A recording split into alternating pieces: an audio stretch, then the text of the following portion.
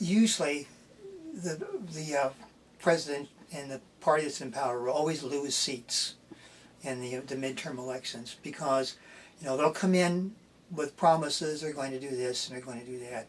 And you can't do all the things that need to be done in 2 years' time. So there's always going to be dissatisfaction, no matter who's in, no matter what the party has. And so it's just almost a given that the party in power is going to lose seats in an off-year election. It's the exception when they actually gain seats or kind of hold their own. So I think there was that belief that that is going to happen. How much? At this point, who knows? Is it going to be like the Gingrich Revolution in '94? Is it going to be less than that? It's hard to say. I mean, some of the candidates that won are such extremist candidates that they, sometimes you tend to do well in the primary if you have a bone to pick, if you got an axe to grind, and you can get your people out to support you. And well, that happened in a number of the states. Where you got ultra-conservatives. There's a difference between an ultra-conservative and just a conservative. A good conservative is someone like Bob Dole, George H.W. Bush, and I think even in retrospect probably George W. Bush is more of a conservative than an ultra-conservative.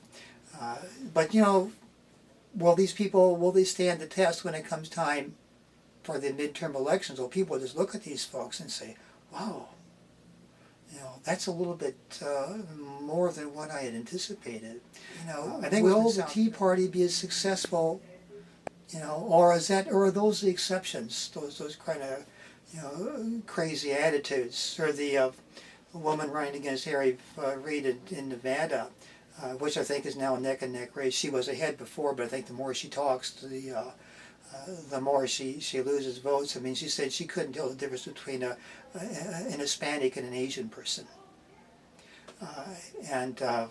When you begin to alienate voters when you start making comments like that, and in fact it's got to the point now where her handlers are very carefully guarding when she speaks, simply because she says things like this.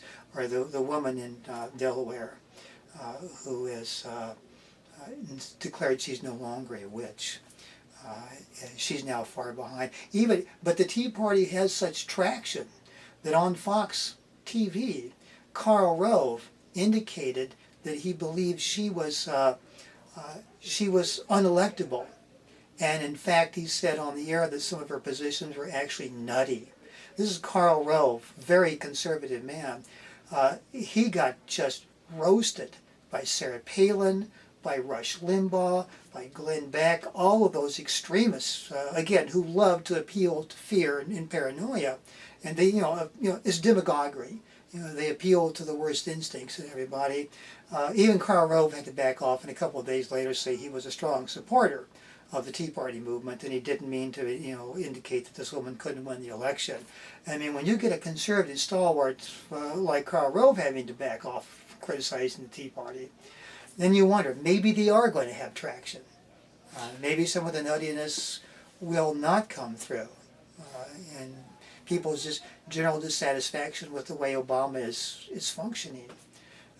And I think, one of the women in the Obama administration promised that with all the stimulus, unemployment would not go above 8%. And of course, it went way above 8%. That was probably one of the worst things somebody could have said in his administration, kind of making promises that you can't keep. But when you look at the situation Obama was presented with, I mean, this economic crisis, I mean, it actually even went back into the Clinton administration. And it would go back as far as Reagan and Carter as deregulations began. And you don't overcome those very deep problems in the country in 2 years' time. And I think Americans, at times, we tend to be rather impatient people. And when we don't see done what we think should be done, and again, with all the hope that came with President Obama, and it's not realized quite yet, you get into difficulties. So who knows? But I'm sure they're going to lose seats.